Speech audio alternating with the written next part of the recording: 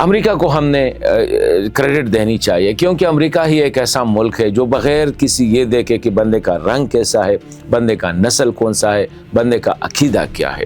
جس کو بھی وہ فیل کرتے ہیں کہ یہ ان کو شفٹ ہونا چاہیے اور وہ ان کے قانون کے مطابق تو وہ شفٹ کرتے ہیں۔ اور میرے خیال میں ہمیں ایسے موقعوں پہ اسپیشلی افغانوں کو ایسے موقع سے سیاست نہیں کرنا چاہیے، کیونکہ رحمان اللہ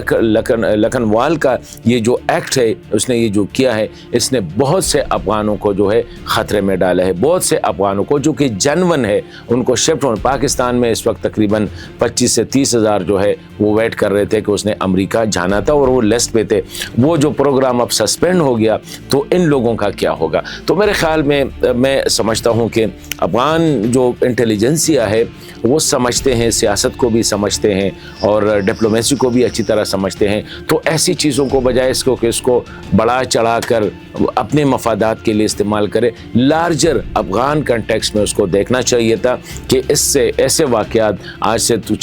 اس سے پہلے بھی ایک واقعہ امریکہ میں ہوا تھا، اس سے پہلے جرمنی میں ہوا تھا، فرانس میں ہوا تھا، ایسے واقعات جو ہے افغانوں کے لیے زمین مزید تنگ کر رہے ہیں۔ ایران سے وہ زبردستی نکالے جا رہے ہیں، پاکستان سے نکالے جا رہے ہیں، جرمنی سے نکالے جا رہے ہیں، ہر جگہ سے ان کو، ابھی امریکہ سے بھی یہی پروگرام ہے۔ تو میرے خیال میں اس کو کلیکٹیولی ہم نے اس کی مذمت کرنی ہوگی اور یہ نہیں دیکھنا ہے کہ یہ طالب تھا یا اسے کا یہ کا تھا، یہ کون تھا، لیکن اس نے جو کام کیا ہے یہ غلط کیا ہے اور ایک انڈیویجول، ایک فرد کی وجہ سے ہمیں پوری کمیونٹی کو یا پوری ایتھنک گروپ، کسی ایتھنک گروپ کو جو ہے بدنام نہیں کرنا چاہیے، نہ ان کے خلاف ہمیں کوئی ایسی کارروائی کرنی چاہیے جس سے ایک بندے کی سزا جو ہے ہم پوری قوم کو دے دیں۔